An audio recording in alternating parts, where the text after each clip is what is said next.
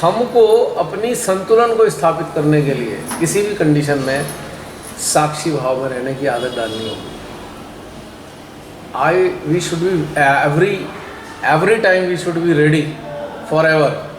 कुछ भी खो सकते हैं संसारिक, any time we can lose, कहीं भी कैसे भी किसी को भी खो सकते हैं।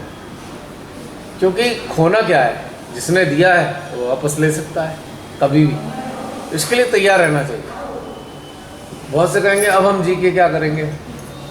भाई जब आपको भगवान ने जीवन दिया तो जो परिजन था जिसके लिए आप कह रहे हो अब जी के क्या करेंगे, वो था नहीं जब आपका जन्म हुआ, या अलग अलग टेरिटरी से वो आया हुआ है, भगवान ने भेजा है। तो आप ऐसा सोचते हो अब जी के क्या करेंगे, हमारा तो जीवन खत्म हो गया, हम तो एक के लिए जीते थे। तो यहाँ भी एक अटैचमेंट की कहानी है। हमें अपने स्वयं के जीवन की रेस्पेक्ट करनी है कि हमें जो जीवन दिया गया है उसको इसके मुकाम तक ठीक ठाक पहुँचा दें। किसी भी के भी कारण अपने जीवन को हम कैसे नष्ट कर सकते हैं? जो भगवान ने हमें कुछ सोच के दिया जीवन, कैसे हम नष्ट कर लें किसी के ना होने के कारण?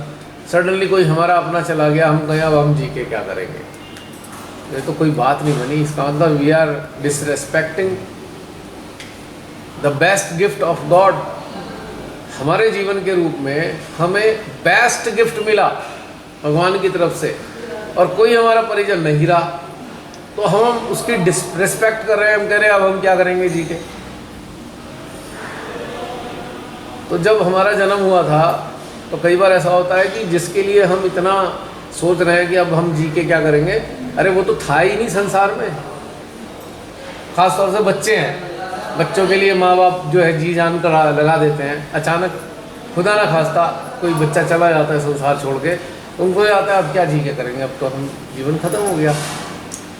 तो जब वो बच्चा था ही नहीं, तब आपका जन्म हुआ, तो आप उसे कैसे एक्सटिंक्ट कर सकते हो, या उसको एक्सटिंक्ट करने की सोच भी कैसे सकते हो? तो ये भी एक बहुत बड़ा भ्रम और बहुत बड़ा अटैचमेंट है। तो इतने सारे लोग हैं, उनके लिए जी लो। बहुत सारे आपके प्रेम के मतलब चाहने वाले हैं, उन्हें प्रेम दे लो, उसमें क्या है? हम अपने प्रेम को क्या सीमित करके बैठे, बस इतने से कोई प्रेम देंगे क्योंकि ये मेरा खून का रिश्ते वाला है? प्रेम तो खून के रिश्ते और संसार के रिश्ते देखता ही नहीं। प्रेम तो बस बहता है और रिसीवर चाहिए उसको, कोई भी रिसीव कर ले, चाहे वो रिश्ते में कुछ हो या ना हो, इससे क्या फर्क पड़ता है? हम जो इतना सा लिमिटेड कर दिया, नहीं हम इसको ही प्रेम करेंगे, और वो प्रेम ले नहीं रहा, आपका हाथ जो के मिन्नत कर रहे हो प्रेम ले ले। क्या यार, ये याचको जैसा भाव है। भाई नहीं ले रहा, जा, बहुत है हमारे को प्रेम देने के लिए। हाँ, कई जगह देखा है, मिन्नत करे पड़े हैं ये भगवान, ये सारी दुनिया वही है। हंसी आती है यार, कैसी कुबुद्धि है इनके पास। दुखी हुए पड़े, टेंशन हो गई। बच्चों के लिए ऐसे गिड़गिड़ाते हैं। हाँ, अरे बेटा अरे छोड़ो, बोर करते रहते हो हमेशा, कहीं नहीं जाने देते मुझे। जब देखो मेरे को वहाँ जाना है, नहीं वहाँ ये हो जाएगा, वहाँ हो जाएगा। अरे भाई क्या हो जाएगा? माँ बाप के और बच्चों के बीच में बड़ी कहानी होती है। तो कहते छोड़ो हमें भाई, जान छोड़ो, क्योंकि उनका अभी उनका माइंड का प्रभाव उन पर है नहीं ज़्यादा, कंटेमिनेशन भी नहीं है, और एक बिल्कुल चाइल्ड लाइक स्वतंत्र सोल है वो। हम माँ बाप लगे पड़े हैं, नहीं वहाँ वो है, वहाँ पे रहने दो, ये ऐसा हो जाएगा, वो वैसा हो जाएगा। नो डाउट सुरक्षा करना चाहिए, बच्चे को सेंस नहीं है बहुत सारी चीज़ों की, पर ऐसा भी नहीं कि उसे बिल्कुल बांध के डाल दिया है। एक पप पालते हो, उसे तो चेन हटा के रखते हो और बच्चों को बांध के रखते हो। कितनी अजीब बात है ना, है नहीं इंटरेस्टिंग बात? पप को तो छोड़ दो भाई, पट्टा खोल दो इसका भी, नहलाते हुए बस बाहर निकालते हुए पट्टा डालेंगे। अब बच्चे को चेन से बांध रखा है, एक ये वाली चेन, एक ये वाली चेन। भैया बच्चा क्या वो पैट से भी गए गुजरा है क्या? नीचा मजा आ रहा है। अभी जिया है ये वाला ना, प्रांजल की तबीयत खराब हो गई, उसको उल्टियाँ हो रही हैं, तो मैंने उनका फ़ोन आया मेरे पास कि प्रांजल की तबीयत खराब है, तो मैंने पूछा बेटा मैं आऊँ मिलने? अरे यार रहने दो ना मम्मा, मत आओ। जैसे उसने ऐसे बोला मुझे लगा नहीं मैं देख आऊँ, दूर होता तब तो कोई बात ही नहीं, अभी तो पास से देख लेती हूँ। मैं गई मिलने, तो मैंने उसको प्यार किया, उसको मतलब दवाई दी, आने लगी तो क्या है वो पूरा फैला हुआ था। मैंने कहा प्रांजल के पापा जी को, मैंने कहा इसको कैसे फैला के रखा हुआ है, तो कह रहा आप जाओ ना मम्मा, आप खुद पे ध्यान दो, हमारा कंफर्ट जोन क्यों तोड़ दिया।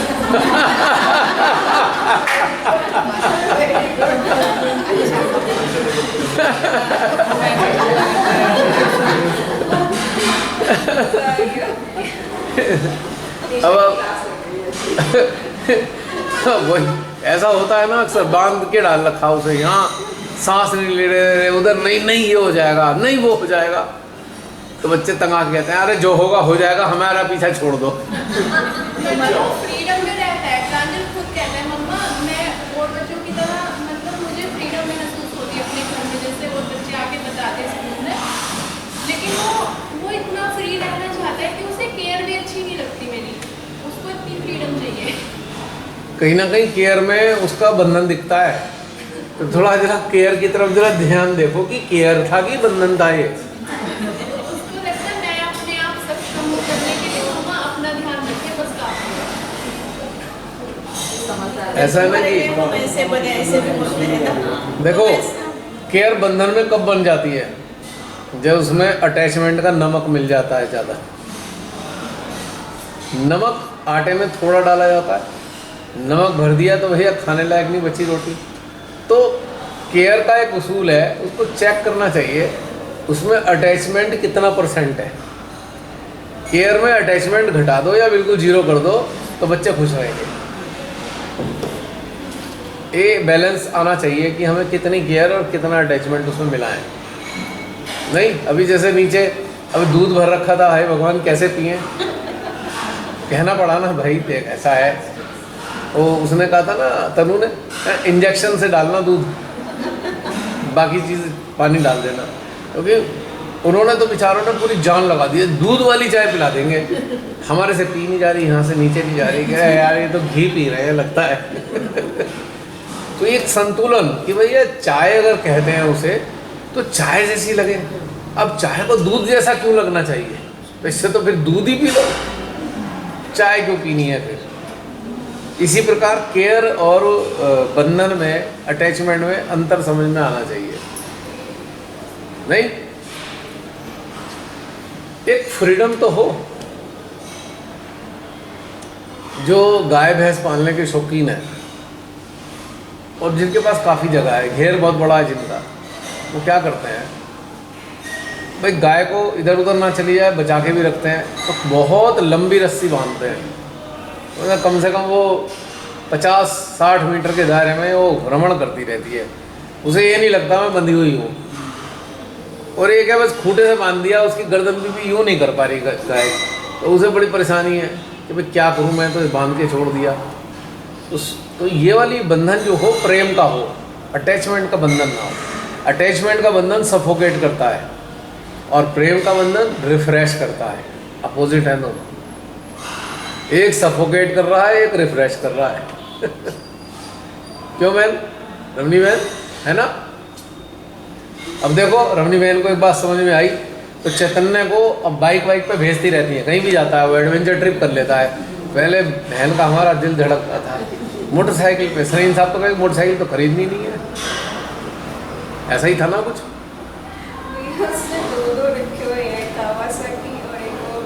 हाँ मैं उसके फोटो देखता हूँ कई बार, मम्मी तो ठीक है, अभी भी पापा अभी ऐसी है। उसका मैं फोटो देखता हूँ, मुझे तो मम्मी आ रही है। मैं कभी वैसे कोई फोटो नहीं देखता या लाइक नहीं करता, पर उसके ज़रूर करता हूँ जब वो किसी बाइक पे ऐसे बैठा हुआ है, कहीं पहाड़ के एज पे खड़ा हुआ है, क्योंकि मैं भी एडवेंचर लवर हूँ तो मुझे मज़ा आता है। मैं सिर्फ आपको याद करके हौसला करती हूँ कि वो भी ऐसे ही है। अभी मैंने बताया नहीं था कि मिताली वो हैंग ग्लाइडिंग करके आई है, पैराग्लाइडिंग, उस पर वहाँ पे बीर में हिमाचल में और उसके कुछ ही दिन बाद एक लड़की वहाँ से गिरी, मर गई, उसका हार्नेस खुल गया। तो जब उसने मेरे को वीडियो भेजा तो घर आई, मैंने कहा बेटा एक बात, बहुत बढ़िया काम कराया तूने, कोई चिंता की बात नहीं, पर समस्या क्या है, एक एक्सपीरियंस हो गया ना, आगे मत करियो। बोली पापा क्या, बहुत सारे लोग करते हैं। मैं कहा मुझे उससे कोई दिक्कत नहीं, मुझे डर भी नहीं है, पर मैं तेरे को एक बात कहना चाहता हूँ, adventure must be calculated, uncalculated adventure नहीं होना चाहिए। वो इसलिए नहीं कि कोई डर है, मेरे को एक ये कहना है, ये जो ह्यूमन फॉर्म में एक लाइफ का एक गिफ्ट मिला है, इसे अपनी मूर्खताओं से, अज्ञानता से नष्ट नहीं करना चाहिए, क्योंकि ये मिला है हमें पूरी तरह से मुक्त होने के लिए। कोई एक्सीडेंट हुआ, ऐसी चीज़ों को करने से अज्ञानता में हो गया, आपका मृत्यु हो गई, अब आपकी फाइल पेंडिंग पड़ी हुई है, और नेक्स्ट साइकिल में जन्म होगा या नहीं होगा पता नहीं, क्योंकि श्री माता ही कह चुकी लास्ट जजमेंट है, नेक्स्ट रीबर्थ मिलेगा नहीं मिलेगा पता नहीं। तो अपनी लाइफ को खुद खतरे में मत डालो, एडवेंचर करने को कोई मना ही नहीं, खूब करो, मैं भी करता हूँ, पर अनकैलकुलेटेड नहीं है ये। अब क्या ज़रूरत है, हमें क्या पंछी बनाया जो उड़ते फिरेंगे आकाश में ऐसे करके, हमें पंछी नहीं बनाया ना भगवान ने। जम्मू में हुआ था, हमारे बच्चे ना रेस लगा रहे हैं गाड़ियों की, एक BMW थी, एक बड़े अच्छी फैमिली के बच्चे, 4 बच्चे, चारों बच्चों की डेथ हो गई, पलट ही गई। हाँ, तो रेस लगा रहे हैं, 150 की स्पीड पे चल रहे हैं। गुड़गांव में भी एक एक्सीडेंट हुआ था, 250 की स्पीड पे चला रहा था वो, और जो वो टकराई ना साइड से, वो उसकी तो चीथड़े उड़ गए, कट गया। एक और था बाइकर्स, कुछ ही ये 15-20 दिन पहले की न्यूज़ है, बहुत हाई स्पीड पे चल रहा था, उससे टकराया डिवाइडर साइड वाली, उससे जो पटरी होती है, कांटे का तार लगा था, उसकी गर्दन पूरी अलग कट के गिर गई। तो मतलब एडवेंचर तो बहुत अच्छी चीज़ होती है, आपको डिटैच बनाता है, आपके अंदर शक्ति भर देता है एडवेंचर, पर वो कैलकुलेटेड होना चाहिए। अब उस कंडीशन में मान लो आप पहाड़ पे चले गए, एवलांच आ गया, आप मर गए, that is not a big issue, वो उसकी मर्जी है, एलिमेंट्री डेथ देनी है उसने हमें। अब ये क्या, हम उड़ने की कोशिश कर रहे हैं, गिर गए और मर गए, ये क्या बात हुई? पंछी बना देते, वरना उड़ना ही था हमें, तो भगवान ने हमें पंछी बनाया होता, हम क्यों उड़ना चाहते हैं ग्लाइडर में? अभी भी एक किस्सा था, अभी 5-7 दिन पहले का, वो पैराग्लाइडिंग करते हुए जो है, इतनी तेज़ हवा चली, बड़ी मुश्किल से जान बची दोनों की, वैसे किसी घर की छत पे उतरना पड़ गया मजबूरी में। तो मतलब ये वाली बात मेरे गले नहीं उतरती। अब एक ये पैरा जंप करते हैं बहुत से लोग, ठीक है, कमांडोज को ज़रूरी है, उन्हें कहीं ना कहीं उनका मिशन है, किसी जगह उतरना है, पर आम लोगों को पैरा उसका जंपिंग का क्यों शौक पालना भाई? आपका तो कोई पर्पज़ नहीं है। और ऐसा भी क्या है, एडवेंचर की जान जोखिम में डाल दें। कमांडोज हैं, मिलिट्री फोर्सेस के लोग हैं, उनके पास एक मिशन है, उन्हें गवर्नमेंट भेजती है मिशन पे, कहीं ना कहीं किसी जगह उन्हें जाके करना पड़ेगा काम, उन्हें करना है। लेकिन आम आदमी को क्यों करने की ज़रूरत है ये सब? यानी कि आप लाइफ को जोखिम में डाल रहे हो ना। अब एक हार्नेस ही तो है उसमें, वो किसी वजह से पता लगा हार्नेस पड़ा हुआ था, प्लेन में बहुत सारे चूहे होते हैं, उतर दिया उसने, आपको पता ही नहीं है, आपने तो सीधा उस पर चढ़ाया, कूद गए, बटन दबाया, वो खुला ज़रूर लेकिन हार्नेस टूट गया, पता क्या लगा, गए नीचे। या पैराशूट था उसके अंदर, वो किसी वजह से गल गया, कट गया, कुछ भी हुआ, या खुला ही नहीं। तो ये तो हम जानबूझ के अपनी मौत को दावत देने वाले काम कर रहे हैं ना। हम कोई फोर्स में थोड़ी है कि हमें एक टारगेट दिए जाते हैं। हमने तो अपने जीवन को कमांडो बन के पहले से ही दाव पे लगा रखा है कि ठीक है, हमें अपने देश की सुरक्षा के लिए काम करना है, हमें कुछ भी करना पड़े, दैट इज़ ए डेडिकेशन। पर ये जो शौक में हम छलांग लगा रहे हैं, ये विदेशी लोग भी अजीब पागल हैं। वो एयरक्राफ्ट के ऊपर खड़ा होकर जा रहा है, तो क्या इसमें एडवेंचर है भाई? रस्सियों से बांध लिया उसने ऊपर, एयरक्राफ्ट में खड़ा होकर ऊपर घूम रहा है ऐसे, ये क्या है? अब तो रेस्टोरेंट खुल गए हैं जो चेयर्स ऐसे हैंगिंग होती है, क्या मतलब है? एक वो बंगी जंप चलती है, वो रस्सी टूट जाए तो क्या होगा? तो क्या एडवेंचर है इसमें? मतलब आप अपनी इस प्रेशियस लाइफ को आप नष्ट करने को तैयार बैठे हो, क्यों? वाई? क्या रीज़न है? तो ये वाली जो चीज़ें हैं ये अवॉइड करनी चाहिए एडवेंचर के नाम पे। एडवेंचर करने को आप पहाड़ की चोटी पे चढ़ो, कोई दिक्कत नहीं है। अब जो आपकी मृत्यु होगी वो एलिमेंट के कारण होगी। एलिमेंट नहीं चाहते हैं आपका जीवन हो तो उन्होंने एक्सटेंड कर दिया। वो भी हायर लाइफ मतलब हाई लेवल की लाइफ मानी जाएगी डेथ, क्योंकि एलिमेंट के थ्रू आपकी डेथ हो रही है।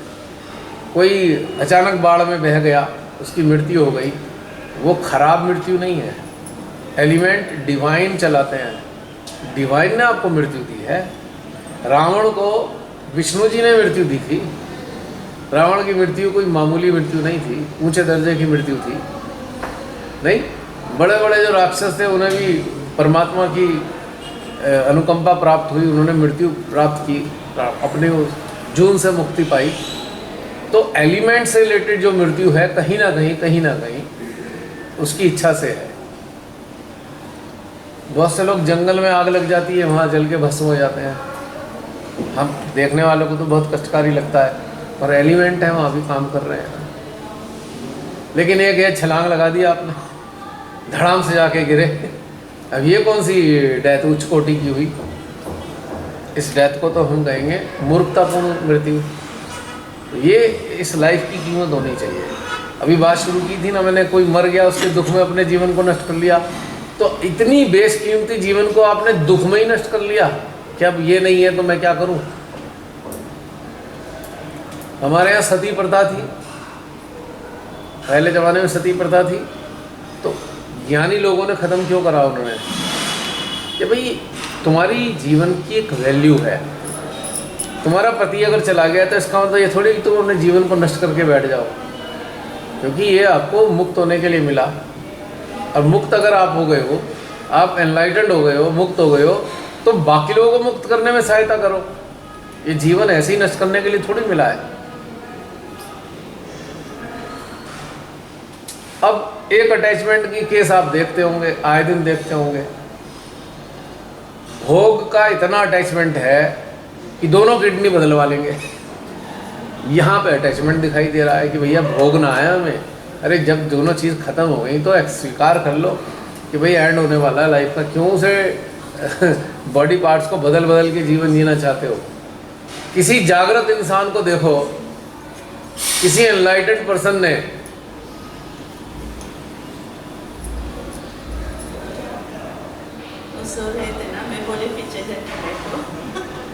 कोई एनलाइटेंड पर्सन ने कभी सुना आपने उसने किडनी ट्रांसप्लांट कराई हो, भले ही खराब हो गई हो उसकी? परमहंस कृष्ण विवेकानंद के गुरु थ्रोट कैंसर के शिकार थे। थ्रोट कैंसर था, उनको बहुत कष्ट होता था। शिष्य बड़े तकलीफ महसूस करते थे। एक दिन सबने मिलकर कहा चलो गुरुदेव से कहेंगे कि भाई आप तो काली के इतने बड़े भक्त हो, अपने कष्ट का निराकरण तो मांग लो ना। बोले मैं क्यों मांगू, ये तो गिफ्ट दे रखा है उन्होंने, मैं क्यों ठीक होना चाहूँ? तो जो एनलाइटेंड लोग हैं वो ठीक नहीं होना चाहते। अगर वो ख़राब हो गया है तो उसे एक्सेप्ट करते हैं कि ठीक है एंड होने वाला है। बदलवाता कौन है? जिसका मोह बहुत सारा रह गया। नहीं, हमारे लालू प्रसाद यादव जी ने बदलवा ली ना किडनी। अभी रह गया राजनीति, अभी करनी है। ऐसे कैसे छोड़ के चले आए हैं? अभी तो बहुत कुछ करना है। सुषमा स्वराज की दोनों किडनी बदली गई, कितने दिन चली?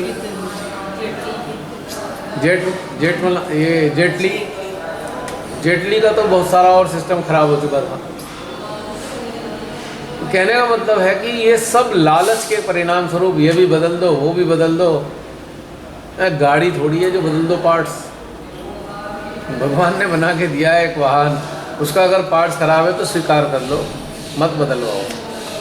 ये पागलपने के अलावा कुछ भी नहीं है। एक तरीके से इस एक्टिविटी को मैं कहूँगा एंटी गॉड एक्टिविटी। हाँ, एक चीज़ हो सकती है, एक छोटा बच्चा है, 10-15 साल का बच्चा है, उसकी किडनी खराब हो गई, बदलवा सकते हो। क्योंकि अभी इसके जीवन की शुरुआत है, उसे अभी जागृति नहीं मिली है। चलो एक एक्सटेंशन, 1-2 एक्सटेंशन अगर आप दे सकते हो तो दे दो, उसको कम से कम एनलाइटन होने के लिए थोड़ा टाइम मिल जाएगा। लेकिन अगर कोई 60-65 पार कर चुका, भैया काय को एक्सटेंशन चाहिए? स्वीकार कर लो ना। और 50-60 पार कर गया कोई, अब एक्सटेंशन क्यों चाहिए? 80 साल की उम्र में भी तो लोग बोलते हैं कि मैडम बच तो जाएंगे, हम सोचते हैं बच के करना क्या है।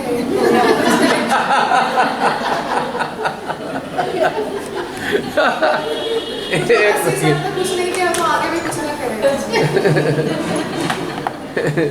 अभी एक चीज़ और बताता हूँ मजेदार। का इरादा है। ये स्किप नहीं होगा। हैं? अभी इसके डंडे दिखाई दे रहे थे, मुझे क्या लगा अभी है खट्ट से बंद। तो आप बता रहे थे 80 साल में भी जीने की तमन्ना है। बहुत बहुत तीव्र इच्छा होती है। अब उसके बाद कभी-कभी क्या होता है कि रिलेटिव आएंगे, वो पहले अंदर पूछेंगे, बोलेंगे कि दादाजी हैं या जो भी है, नाना है, इनको मत बताइएगा इनको कैंसर है। हम बोले सबसे पहले तो उन्हीं को बताएंगे उनको कैंसर है, उसके बाद आपसे बात करेंगे। जो पेशेंट है वो डिसाइड करेगा ना कि उसे ट्रीटमेंट करानी है नहीं करानी, उसे क्या करना है। अगर मेरे पास है, मुझे पता नहीं कि 2 महीने का समय है, तो मैं तो जानना चाहूँगी ना कि मेरे पास समय है, तो मैं उसके लिए मैं क्या कर सकती हूँ अपने लिए बेस्ट, मतलब मेरी चेतना के स्तर के हिसाब से मुझे क्या समझना है। तो उसके बाद और ट्रीटमेंट भी मैं बोलती हूँ कि आप उन्हें बता दीजिए, उनके साथ रहिए, वो जो करना चाहते हैं करने दीजिए, अच्छे से रखिए। लेकिन गिल्ट फैक्टर इतना ज़्यादा है ना, मतलब इसलिए नहीं कि मतलब उनको कष्ट होगा या दिक्कत होगी, ट्रीटमेंट से प्रॉब्लम होगा, उससे मतलब नहीं है। बात ये है कि लोग क्या कहेंगे कि तुमने उनको छोड़ दिया, तुमने उनका इलाज नहीं किया।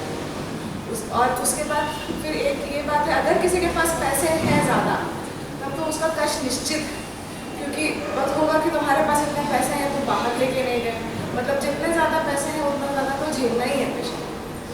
बाहर लेके जाएंगे, हर तरह का एक्सपेरिमेंटल ड्रग्स पे ट्रीटमेंट कराएंगे, और ज़्यादा पैसा हो गया तो फौरन लेके चले जाएंगे। तो हम बोलते थे RSC में तो चले गए, टिकट कन्फर्म तो आपको करा ही दीजिएगा।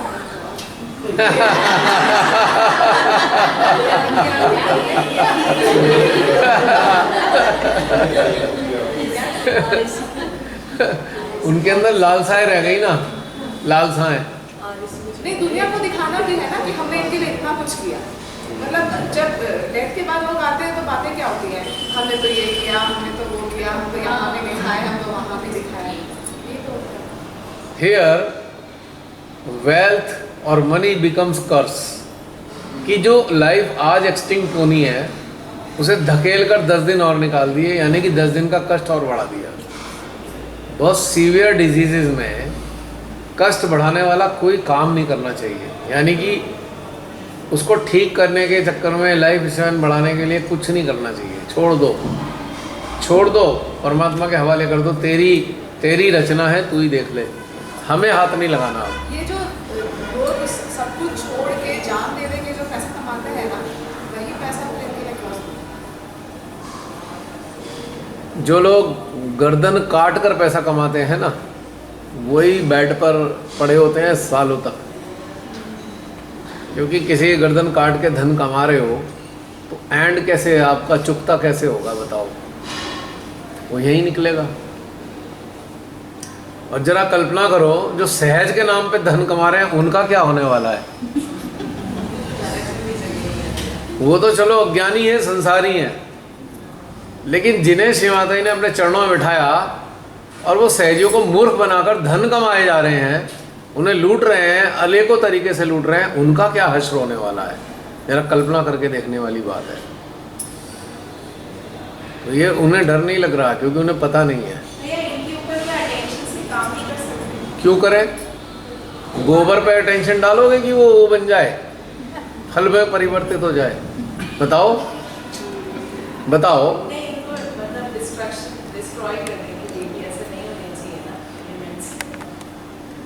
ये जो ऐसा काम करते हैं,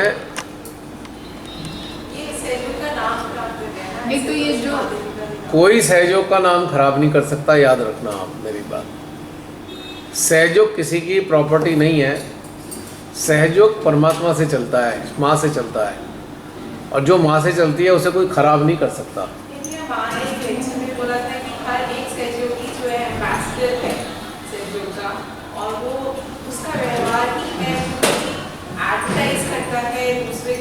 आप कैसे हो तभी दूसरा आपको देख के आता है। तो ऐसे लोगों को देख के तो फिर रॉन्ग मैसेज ही स्प्रेड हो रहा है। जो उस मैसेज में फंस रहे हैं वो एलिजिबल कैंडिडेट नहीं है ना, आप समझने की कोशिश करो। वो सॉर्टिंग कर रहा है कि कूड़ा कचरा ना आए, वहीं रह जाए। समझ पा रहे हो मेरी बात? वो डिवाइन से प्ले है। अब एनडीए में सिलेक्शन होना है। एनडीए में कितने प्रकार का सिलेक्शन का प्रोसीजर है, तो फाइनल में जब आके सेलेक्ट होते हैं तब तक वही सेलेक्ट होते हैं जो बहुत रिफाइंड हो चुके होते हैं, या वो सारे हर्डल्स को क्रॉस करके आ रहे हैं, रिफाइंड है ना वो।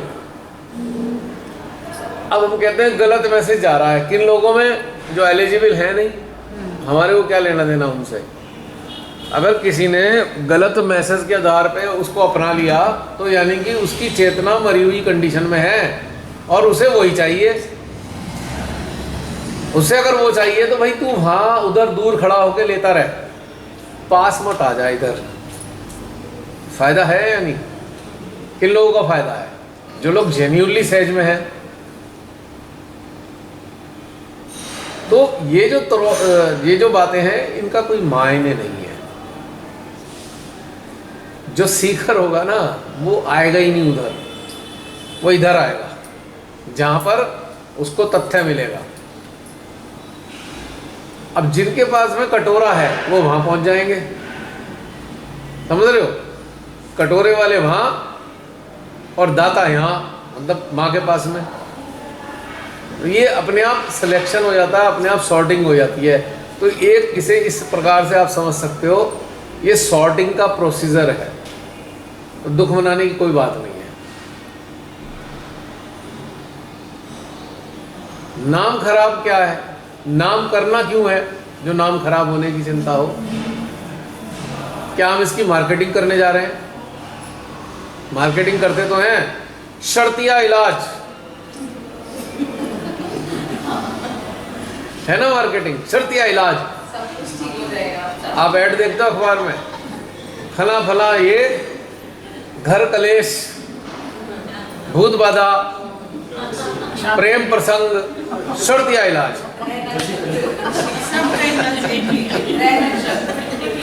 तो हमारे यहाँ भी सहज बाबा बहुत सारे हैं जो शर्तिया बीमारी ठीक करते हैं, है ना सहज बाबा। लेकिन पूरा प्रॉपर्टी लेके सब लेके भी इतना होने तक किसी को समझ में नहीं आता। सहजे इसे कैसे समझ? जो नाम कमाता है, पैसे लेता है सहजियों से, पूरा प्रॉपर्टी अपने नाम करवाता है, इतने होने तक सहजे कैसे बैठते हैं? उनको समझना चाहिए ना ये ऐसा करना है। क्योंकि वो सहजी नहीं है। तो जो सहजी है वो ये करेगा नहीं, जो सहजी नहीं है वो फंसेगा ही फंसेगा। तो इसलिए उसकी टेंशन मत लो कि भाई सहज का नाम खराब हो रहा है, ये हो रहा है, वो हो रहा है। जो सत्य को महसूस कर सकता है, अब कोई कहेगा सत्य को महसूस करना है तो आता ही नहीं उसे, वाइब्रेशन तो आती नहीं है। अरे छोड़ो वाइब्रेशन को, उसका हार्ट तो है ना जो बताने के लिए, उसके पास विवेकशीलता तो है। आम लोगों को देखो कितने विवेकशील होते हैं, वो कभी किसी में ट्रैप होते नहीं मिलेंगे आपको, किसी बाबा बाबा के चक्कर में नहीं मिलेंगे। आम लोग जो हैं बहुत से कहेंगे तो लुटेरे बैठे हैं, तुम किसके चक्कर में पड़ गए। जिनको शिव माता जी ने अपने चरणों में दिया वो सहज बाबाओं के चक्कर में पड़े हुए हैं। और सहजियों से सोना लेते, चांदी लेते, कपड़े लेते, पैसे लेते, और आश्रम अपने नाम करवा के हाँ समझ में सबको समझ हाँ। में तो रातों रात तो उन्हें तो पता है ना ये कौन आ रहा है मेरी तरफ, ये मुर्गा आ रहा है, हलाल तो करना ही है। इतने तक जाता है। तो मुर्गा चल के आ रहा है अपने आप खुशी खुशी, चलो भाई जा मेरी कुर्बानी ले लो, खुद ही कह रहा है वो। एक छोटी सी जो सहज में नहीं भी है उनके पास कितनी विवेकशीलता मिलेगी बहुत से लोगों में। वो कहेंगे ये क्या, ये तो पाखंड कर रहे हैं भाई, क्योंकि वो विवेकशीलता है, पर उनके अंदर विवेकशीलता कहाँ चली गई। अब कोई कल्पना करो कि ये जो मैसेंजर ऑफ गॉड के चक्कर में 10 लाख लोग पड़े हुए। एक वो चचा रामलाल थे, उनका बड़ा एम्पायर था, तो कैसे लोग उसमें ट्रैप हो जाते हैं। वो कहेंगे भाई ये इनोसेंट है, नहीं, दे आर नॉट इनोसेंट। वो भिखारी लोग हैं, वो इनोसेंट नहीं है। और भिखारी कभी इनोसेंट नहीं होता, याद रखना। स्वाभिमानी इनोसेंट हो सकता है, भिखारी कभी इनोसेंट नहीं होता, क्योंकि उसके पास ट्रिक होती है किस तरीके से भीख मांगूं, इसको इमोशनली ब्लैकमेल कर दूं। They are not innocent. बाद में सब पछताते हैं सही जी, हमारा हम इनबैलेंस हो गए, हमारा सब लेके अभी मैं कल रात को बाहर घूम रहा था, एक इधर थोड़ा सा आगे चला गया खाना खाने के बाद, तो एक छोटा सा बच्चा आया, उसने वो जूड़ी बांध रखी थी, छोटे बच्चे ने। मैं बात कर रहा था फ़ोन पे, तो उसने आया, मैंने कहा क्या चाहिए, खाना खिला दो। मैंने कहा गुरुद्वारे जा, यहाँ क्यों भीख मांग रहा है। मैं कहा भाई तू सिख है, तू भीख कैसे मांग सकता है।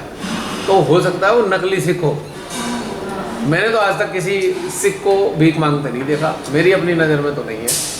ना तू यहाँ क्या कर रहा है, गुरुद्वारे जाना, तुझे खाना चाहिए मिलेगा।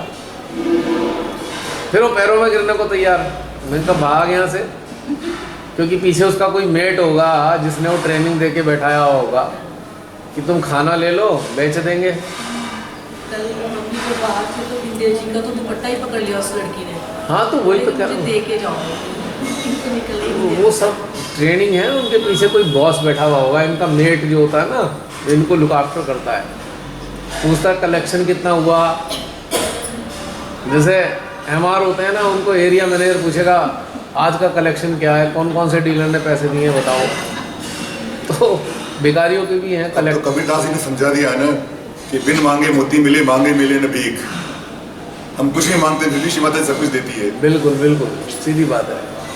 तो ऐसा है मीनाक्षी, तो ऐसे में हमें ये सोचना बेकार है। सहज का कोई नाम नहीं खराब कर सकता, माँ का कोई नाम नहीं खराब कर सकता। माँ आद्य शक्ति का नाम कौन खराब करने की हैसियत रखता है, खुद ही नष्ट हो जाएंगे। कुछ लोग ऐसी ऐसी बातें कर देते हैं कई बार, तो मुझे हंसी आती है, भैया तेरा तो काल आ गया। अब देखो एक बात बताओ भैया, नीचे जो हम बात कर रहे थे ना, तो श्री माता जी की तस्वीर देख के इतना अच्छा लगा। वो मुझे बोल रहे थे कि आपने ऑलरेडी फ़ोटो खींच के ना मुझे भेजना, मतलब उनको अच्छा लग रहा था। जब पूछ रहे थे कौन है, मैंने बताया ऐसे ऐसे, मतलब उन्होंने ये नहीं कहा कि कोई ऐसी बात नहीं बोली कि आप क्यों ऐसे चक्करों में पड़े हो जाती, मतलब खुद उनके कोई गुरु नहीं है, कोई नहीं है, लेकिन माँ की तस्वीर देख के उनको इतना अच्छा लगा, तो मुझे कह रही है फोटो आपकी फ़ोटो खींच के दे। आपको एक बात बता दूं, जो कोरा कागज है ना, उसी पर माँ की छाप पड़ती है। जिस पर पहले ही कुछ लिखा हुआ है, बहुत देर लगती है माँ की छाप पढ़ने में। एक वो पुराने गाने की लाइन नहीं है, कोरा कागज था मन मेरा, लिख दिया नाम उस पे तेरा। यही है हकीकत। हमारा हृदय भी कोरा कागज था, माँ ने नाम लिख दिया, अब क्या करें। अब हमें कुछ भी कह लो, यह तो नाम ही नहीं का लिखा हुआ है। यहाँ चीर के देखोगे वही मिलेगा, एक सेल को निकाल के देखोगे वही मिलेगा, और कुछ है ही नहीं अपने पास। अपनी तो जमा पूंजी भी यही है, खर्चा भी यही है, कुछ नहीं है इनके सिवा हमारे पास में। बाकी संसारिक लोग यही गाना गाएंगे, मेरा जीवन कोरा कागज कोरा ही रह गया है। एडिशन फर्स्ट क्लास है। ये संसारी नहीं गाएंगे, ये संस्थाधारी सहजी गाएंगे। जो माइक लेके बैठते हैं वो। एक हवा का झोंका आया, टूटा डाली से फूल, है ना। हवा का झोंका आया, माँ ने प्रेम भर दिया, फिर भी कोरा रह गया, क्योंकि पड़ गए किसी और चक्कर में। एक और बात है, आप देखिए कि जो भी लोग कहीं ना कहीं लालच रखते हैं, वो आपको भीड़ के हिस्से मिलेंगे, और जिनके पास लालच नहीं है वो भीड़ का कभी हिस्सा नहीं बन सकता, पॉसिबल ही नहीं है। नहीं, आप देखो कभी बार लोग खाना बांटते हैं, सड़कों पे खड़े हो गए, क्या भीड़ लग जाती है। और ऐसा नहीं है कि वो गरीब लोगों की भीड़ लगती है, मैंने देखा है स्कूटी खड़ी कर करके भी आके आके लग जाते हैं। क्यों? जीप लपाटे ले रही है। कचौरी, अच्छा कचौरी है, चलो ये खा के तो जाते हैं। अभी घर से नाश्ता करके ही निकले हैं। आजकल इसकी वजह से जगह जगह लगने लगी है ना अमरनाथ की वजह से। तो मैं उस उधमपुर जा रही हूँ तो मैं इनको बोल रही हूँ कि वहाँ पे लंगर लगा है, चलो चलते हैं खाने। करके बैठो, नाम भी मत लेना, लंगर में नहीं खाना खाना है।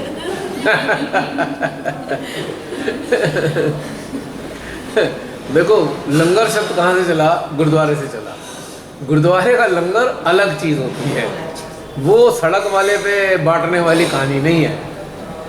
वो वाइब्रेटेड है पूरा का पूरा, और वो संगत है, संगत सब मिल बांट के खा रही है, उसका परिणाम ये है। नहीं, जैसे कहते हैं ना यहाँ पे चलता महाप्रसाद होता है, वाइब्रेटेड है। और वो एक प्रसाद है कि आपने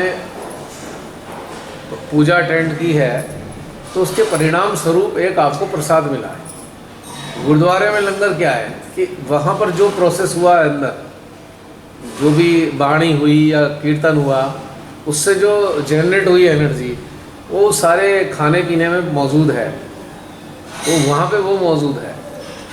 लेकिन ये जो बाहर कोई सेठ ने कहा भाई चलो आज खाना बांट दो, वहाँ वो नहीं मिलेगा।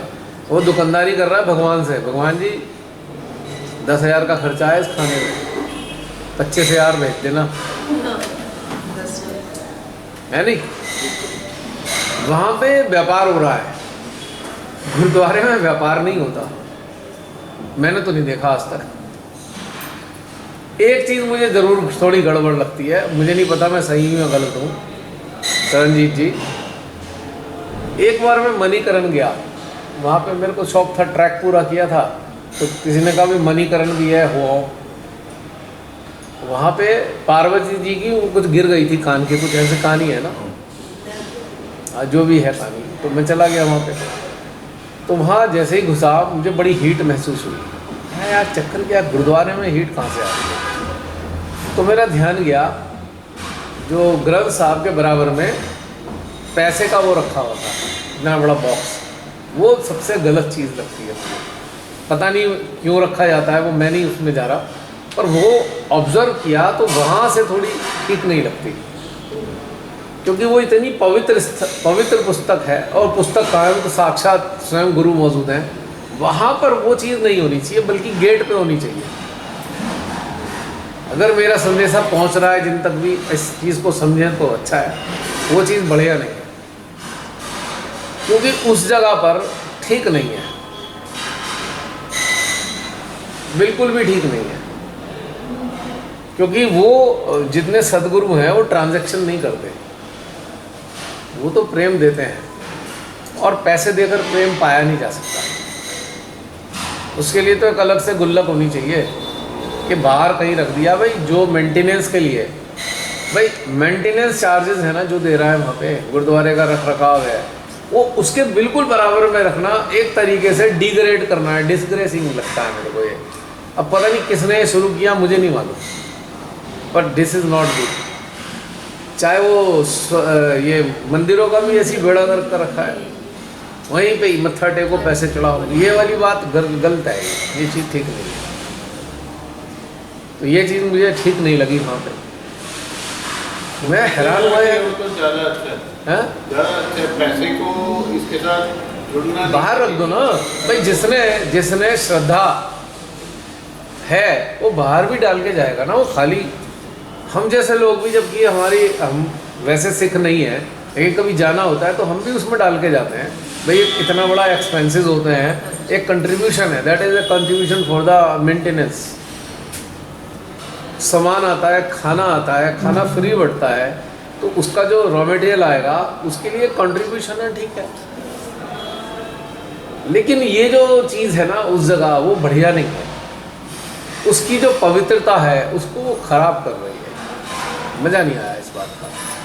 मैं तो मंदिरों से मुझे इसीलिए थोड़ी वो इरिटेशन होती है, मैं कहा ये तो धंधा चला रखा है, मैं तो जाता ही नहीं इसलिए। जब देखो एक वहाँ पे लगा होगा, एक व्यापारी बैठा होगा, सबसे पहले मेरा वैष्णो देवी आना हुआ 1991 में। मैं अपने कुछ फ्रेंड्स के साथ आया, मेरे पीछे पड़ गए वैष्णो देवी चल रहे हैं। मैंने कहा मेरा तो इंटरेस्ट था नहीं। मैंने कहा क्या है वहाँ पे? बोले ऐसे ऐसे ऐसे वहाँ पे ऊपर जाते हैं। अब चूँकि मैं ट्रैकिंग का शौकीन था, मैंने कहा चलो ट्रैक हो जाएगा इस बहाने। तो मैं आ गया। मैंने कहा क्या करना है? बोले देख ऐसा है कुछ चढ़ाना पड़ेगा यहाँ पे। मैं कहा मेरे अंदर तो आता नहीं है।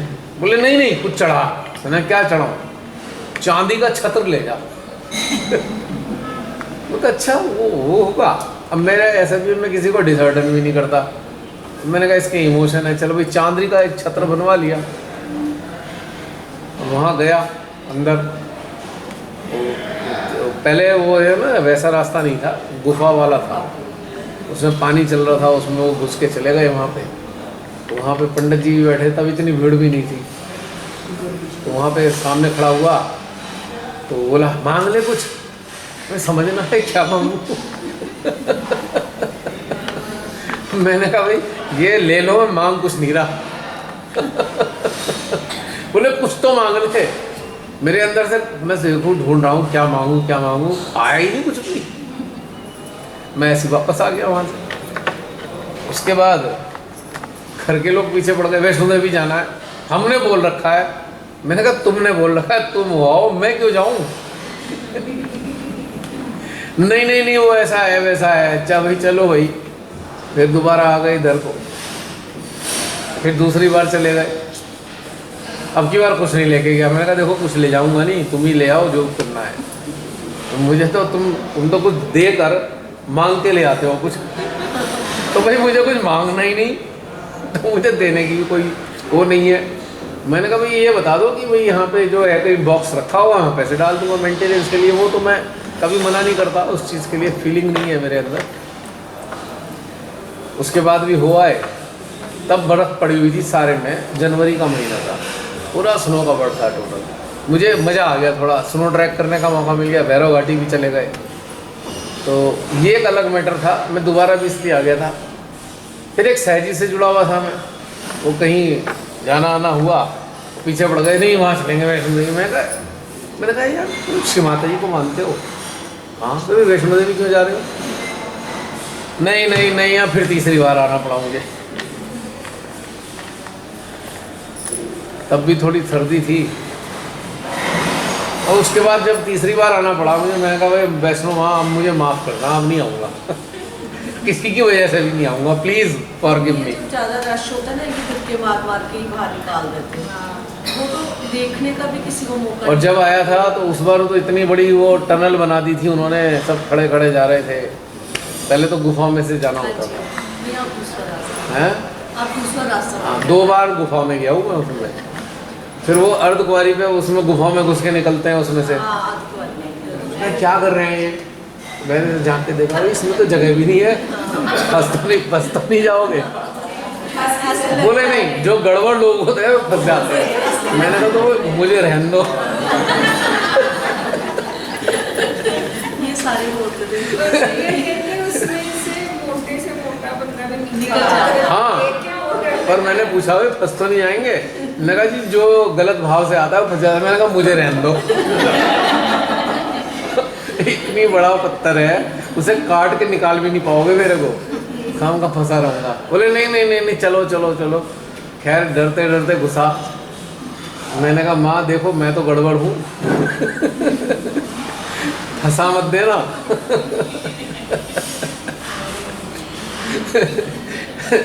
खैर निकल गए। तो अब उसके पीछे भी एक बहुत बड़ा फेथ है। मैंने इसका देखा भाई क्या करते हैं भाई, क्यों उसमें घुसा, रास्ता तो और भी है, इसमें से घुस के क्यों जाना है? तो यहाँ पर उन्हें एक तरह से सर्टिफिकेट मिल जाता है भाई ठीक हो।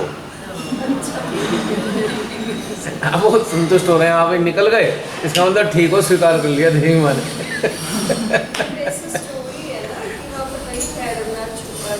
नहीं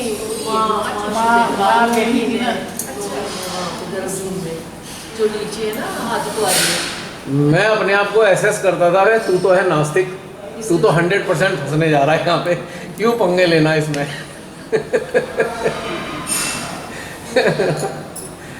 उसके बाद जब तीसरी बार गया फिर मैं उसमें नहीं गया, मैं नहीं जाने का अब। एक बार सर्टिफिकेट मिल गया, दूसरी बार भी मिल गया, अब तीसरी बार लेने की इच्छा नहीं है, ठीक ठाक ही है। तो बड़े अजीब अजीब फेथ हैं, अलग अलग तरीके के बिलीफ हैं।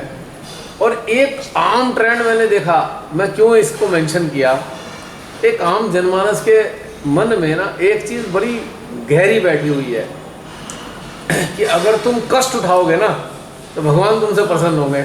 ये बड़ा वाहियात सोच है, इट इज़ सो एब्सर्ड। भगवान हमारे माँ बाप है, हमें कष्ट में देख के वो क्यों खुश होने लगे? बताओ, वो क्यों प्रसन्न होंगे हमें कष्ट में देख के? हैं? वैष्णो देवी लेट के जाते हैं। ये हमारी बहन बैठी है ना लेटने वाली, भैया अपनी जाति, है? अपनी जाति जब नहीं नहीं, पहले हुआ ही ना। अच्छा ये बताओ, लेट लेट के पहुंच गई तो मिला क्या? कुछ तो मिला होगा। बस वैसे ही माँ के लिए प्यार था और कुछ नहीं था बस। ना ना, एक ट्विस्ट है। कोई सुखना नहीं सुखी हुई थी, कोई मन्नत वन्नत ले बैठी होंगी? नहीं मांगी। नहीं, बस वैसे ही कोई माँ कोई मतलब नहीं, भूत आ गए थे। भूत नहीं, वो तो बात तब मैं सहज में नहीं थी, अच्छा अच्छा। सहज से पहले की बात है। वो वैसे कि कोई अपराध हो गया हो तो क्षमा करना। बिना बात के अपराध हो गया हो? मैं तो ये तो बात आ गई, कोई कहे भैया जज साहब मुझे सजा दे दो, मैं किस बात की सजा? मैं क्या पता मैंने कोई अपराध कर दिया हो, ये क्या बात हुई? है नहीं, वो कहेगा अरे पागल हुआ है, इसे भेजो यहाँ से, भगाओ यहाँ से। ਜਦੋਂ ਫਿਰ ਸ਼੍ਰੀ ਮਾਤਾ ਜੀ ਦੀ ਸਪੀਚ ਸੁਣੀ ਨਾ, ਉਸ ਤੋਂ ਬਾਅਦ ਇਦਾਂ ਦਾ ਕੋਈ ਕੰਮ ਨਹੀਂ ਕੀਤਾ। फिर नहीं कितना आज कर लो, अभी वैष्णो देवी पे लेट के चले जाओ। ਅੱਜ ਮੈਂ ਦੀਦੀ ਨੂੰ ਵੀ ਕਹਿ ਰਹੀ ਸੀ, ਮੈਂ ਕਿਹਾ ਤੁਸੀਂ ਸਾਰੇ ਪੈਦਲ ਜਾ ਰਹੇ ਆ, ਮੈਂ ਕਿਹਾ ਇਹ ਮੈਂ ਸਭ ਕਰਿਆ ਹੀ ਆ, ਹੁਣ ਬਸ ਇੱਥੋਂ ਹੀ ਹੱਥ ਖਾ छक गए अब हैं कर करा के। वो मेरे को इसकी एक साइकोलॉजी पता है, मैं बोल दूँ खराब तो नहीं लगेगा। अब सुनो, एक आम आदमी जा रहा है, एक लेट के जा रहा है, तो सब लोग कहेंगे हाँ बड़ा वो हिम्मत है इसकी, लेट के जा रहा है, उसका थोड़ा कॉलर ऊंचा हो रहा है, मैं तुमसे मैं श्रेष्ठ हूँ, देखो लेट के जा रहा हूँ मैं। ये केवल अपने आप को, अपनी ईगो को सेटिस्फाई करने का तरीका है। क्या ज़रूरत है भाई लेट के जाने की? तो क्या अपाहिज है? अपाहिज ही जा सकता है घिसट के? नहीं, एक काउंटिंग करेंगे, एक डंडा भी खींचता है। अच्छा एक और मजे की बात देखो, लेटने वालों के आगे एक उसके साथ चल रहा होगा, एक डंडा खींच देगा, उसके हाथ में कच्ची ईंट होगी, तो एक लाइन खींच देगा, फिर वो खड़ा होगा, अपने पंजे उस लाइन पे डालेगा, फिर उसके बाद वहाँ पे लाइन अगला खींचेगा। तो मतलब ये क्या है, एक अटेंडेंट भी साथ लेके चल रहा है। अब उससे क्या बड़ा काम कर लिया? क्योंकि यहाँ पर एक ईगो सेटिस्फाई कर रहे हैं, देखो मैं तुम सारे भीड़ से श्रेष्ठ हूँ, मैं लेट के आ रहा हूँ। तो मेरे जैसा कोई सामने आएगा तो मैं उस लेटने वाले से कहूँगा भैया मैं तो इसलिए ठीक ठाक जा रहा हूँ कि मेरी टांगे ठीक है, तेरे हो सकता है तेरे घुटनों में प्रॉब्लम हो, बार बार लेटना पड़ रहा हो, नहीं मैं सीधा चल सकते हो तो लेट के क्यों जा रहे हो? ਜਿਹੜੇ ਲੋਕ ਲੇਟ ਕੇ ਜਾਂਦੇ ਨਾ, ਉਹ ਰਸਤੇ 'ਚ ਜੋ ਵੀ ਜਾਓਗੇ ਨਾ ਉਹਨੂੰ ਪੈਸੇ ਦਿੰਦੇ ਜਾਓਗੇ, ਜਿਹੜਾ ਲੀਕ ਮਾਰਦਾ ਹੋਗਾ ਨਾ, ਕਿਆ? ਸਾਡੀ ਉਹ ਲਾਈਨ ਨਹੀਂ ਲਗਾਉਂਦਾ, ਹਾਂ ਹਾਂ, ਉਹਨੂੰ ਪੈਸੇ ਦੇ ਦਿੰਦੇ ਆ ਕਿ ਸਾਡੇ ਵੱਲੋਂ ਵੀ ਅਰਦਾਸ ਕਰ ਦਿਓ, ਤੁਹਾਡੀ ਅਰਦਾਸ ਦੇ ਨਾਲ ਸਾਡੀ ਵੀ ਚੜ ਜੂਗੀ, ਇਦਾਂ ਬੋਲਦੇ ਆ। जो खुद अपाहिज की तरह जा रहा है वो क्या अरदास करेगा भाई? एक ऐसे लोग कौन करेंगे जो ठीक नहीं है, पैरालिटिक है या उनकी कोई समस्या है, वही तो माना जाएगा। अब उसमें कौन सी महानता हो गई भाई लेट के जा रहा है तू? वो तो ये होता है कि भाई आपकी इतना डेडिकेशन है कि आपके पैर खराब हो चुके, आपसे चला नहीं जा रहा है, आपने घिसट के जा रहे हो, भाई मैं माँ तेरे पास पहुँचूंगा ज़रूर चाहे कुछ भी हो जाए। वो तो एक बात समझ में आती है, एक डेडिकेशन के, out of dedication, out of surrender, out of love, out of devotion जा रहा है। पर ये क्या तू ठीक ठाक लेटेगा फिर खड़ा होगा, फिर ठीक ठाक लेटेगा फिर खड़ा होगा, ये कौन सी बात हो गई? ये केवल ईगो पैम्पर करने वाली कहानी होती है और कुछ भी नहीं होती। नहीं, साउथ में और कर्नाटक में ना, साउथ और कर्नाटक में ज़्यादा गीले कपड़े, नहा के गीले कपड़े में ऐसे करके जाते हैं। पंखे लगे होंगे अंदर? नहीं, नहाते हैं और गीले कपड़े में ही जाते हैं वो बहुत गर्मी होती होगी ना, इससे कई बार बहुत ज़्यादा गर्मी होती है। मैं भी तौलिया गीला करके लपेट लेता हूँ ऊपर, तो मैं थोड़ा सा ठंडा लगे, ये कारण होगा उसका। साउथ में बहुत गर्मी पड़ती है ना, उसे धीरे धीरे ट्रेडिशन में कन्वर्ट कर दिया। भाई क्या मतलब है गीला कपड़ा लपेट लेना? ऐसा चलने को भी लगता है कि जैसे लोग जैसे भगवान के पास या कोई भी ऐसा काम करने जा रहे हैं, जैसे कांवड़ी लेके जा रहे हैं, तो उसको